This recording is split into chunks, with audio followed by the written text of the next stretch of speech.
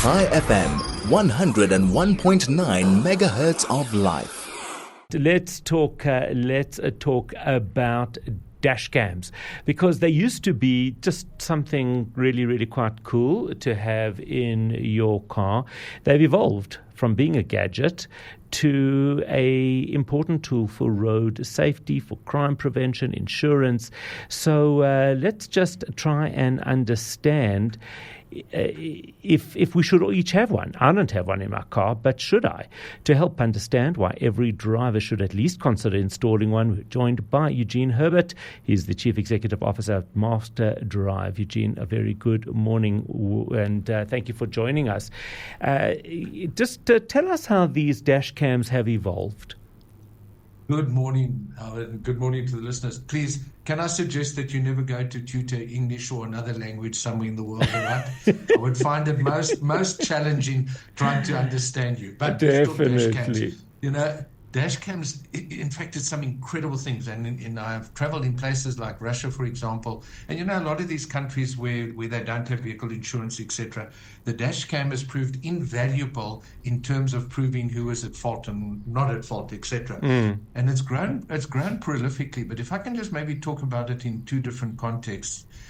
People are using them, which is admirable, and here are the benefits, if I can name some of them. If you were involved in an incident, a crash, accident, call it what you like, it may well prove that you were not at fault. For example, you didn't go through the red robot, and therefore from an insurance point of view, you would be fairly covered, and you could have recourse for the other party, whether you're having a go at them or whether it's through your insurer. But can I share with you where it's been proven most beneficial? And this is at a corporate level. And yes, they tend to be a little bit expensive if you're using the good quality stuff. But here is the challenge. If you go and you put, and there's lots of them available, by the way, from China, relatively low cost. And then it works on, you plug it into your dashboard, and you've got the wire hanging from the center of the screen, etc., plugged into the cigarette lighter or power socket, and it now records. The challenge with recording it constantly on an ongoing basis is that there's so much information over there, and if you don't wipe your card or reformat the data card, some of the stuff that you've been recording could be lost, the integrity, etc. And then, of course, the biggest challenge is that how do you know whether or not what you're looking for occurred at a particular time? So I must just share with you, we've resorted in the last 2 years to use it in a training context. And here's the wonderful thing about it, Howard. When we take a person out in a motor car, a candidate, we install the dash cam and we put it over there, and it's intended to cover the journey. So we're able to debrief the driver. Now, in a corporate world, this is brilliant, because you can now examine the errors, mistakes, and use it to train, coach, tutor, etc. The challenge, though, is that when you use a cheaper form of a dash cam, it is, because of the way it's recording, it is very specific in terms of a whole journey, not necessarily an incident. The modern ones, and you find them with most of the telematics companies, CarTrack, Netstar, C-Track, etc., is that it can isolate it to an incident. And the way that works is if it's recording or it's showing what's going on.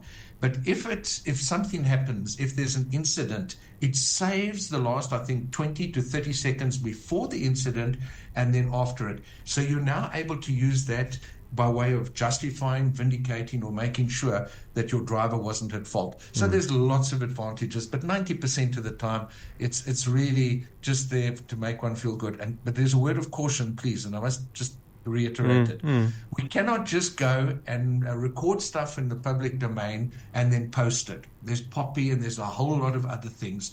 So before we get and we become these vigilantes and name and shame people who are driving badly, etc., don't do it. If you're doing it to benefit yourself from an insurance point of view and protect yourself, brilliant. It's proactive driving. Do you see a time where these dash cams are going to automatically be included? I mean, we've got cameras on the car anyway. The new cars have all sorts of incredible amount of features when it comes to cameras. Wouldn't it just be a natural thing that this becomes part of it? You know what I like talking to you, Howard? You far forward thinking. And yes, that's probably where we're going to land up. Well, you won't have a choice as to fit a camera. It's going to be installed. And, many cars have got the technology, telematics, for example, built into the vehicle already. Yes. So it's not a far stretch of the imagination to imagine that there's going to be a camera that is going to be on recording basis. It's going to go to a central database. If you need to interrogate it, you kind of put in, it is now 9:55 on whatever day it is. You'll be able to pull the data exactly. So, but if I can just share something, and I found this out the other day. I was doing some work with PG Glass. We have these cameras that are able to detect the vehicle in front of us. Yes. It keeps us in the right lane. It also, if the vehicle slams on brakes, it's called adaptive cruise control, it will stop you. However, I found something really interesting. You have your windscreen replaced. You should have that camera recalibrated. Because if you don't, you could find that you're driving down the road and it's telling you that you're in one place, or it doesn't identify the lane. And before you realize it, you're hitting the car in the opposite lane. So the technology is brilliant, but we've also got to work within the bounds of the manufacturer's requirements and make sure that we use them wisely and responsibly. But if you had to ask me, would I invest in a camera? Yes, I would. But let's make it worth the investment so that if you ever need it, you can justify the expense. In other words, make sure that you are doing what you need to do. You're clearing it, you're making sure that it's fully operational. Otherwise, when you do need it, you're going to be very sorely disappointed. And if you're dependent on it, have somebody professionally install it, please, so that it's there. You don't have this wire dangling in front of the rearview mirror, etc. Because then call it your $5,000 or $2,000, whatever you're paying for it. The installation is going to cost you a few $100. At least then it looks part of the motor car and it doesn't look like it's an afterthought. What are the ranges? I mean, how much do these dash cams normally cost? I started experimenting with dash cams when they were relatively new. I still had I ordered one from the States and I shipped it to the UK where I was traveling, and I used it. I think it cost me probably about $1,000 or something, which was absolutely stupid. But you can get some cameras at a relatively low expense, and I think in the region of R1,000 or something like that. But please remember, there's lots of stuff that comes in from other parts of the world. The quality is suspect, but there is some good stuff that's coming from China. So let's not just equate stuff that comes from China or from the Asian market as being inferior. They've got some really, really good tech over there.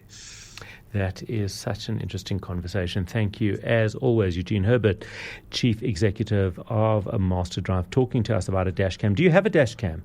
And if so, do you use it? Let me know, 061 895 1019. How often do you go back and look at the footage? Would you recommend it?